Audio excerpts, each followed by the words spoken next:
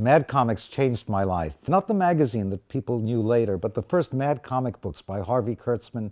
That's what made me become a cartoonist. Mad made something new in the world.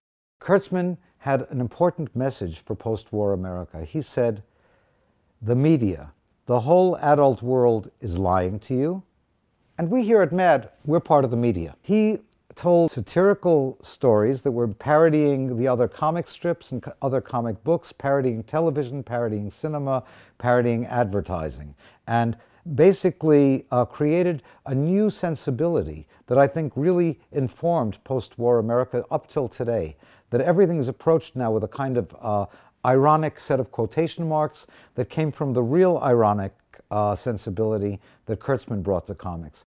Kurtzman was highly inspired by the Topferian influence and impulse to do comics as gestural, informational drawings.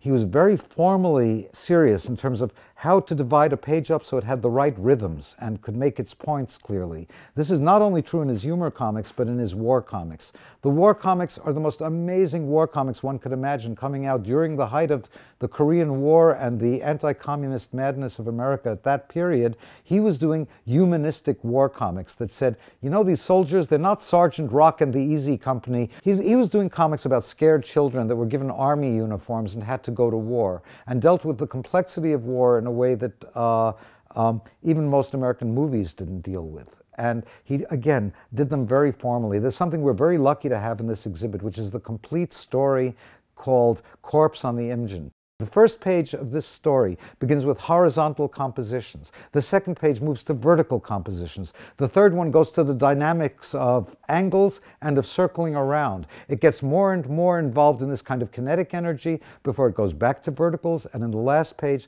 to the dead horizontal of the bodies again. This is incredibly abstract, and yet the story has a strong emotional quality. So not only is he somebody who really understood contemporary American culture, he had if we can say so, an intuitive kind of intellectual quality. If I can claim a daddy, it has to be Harvey Kurtzman.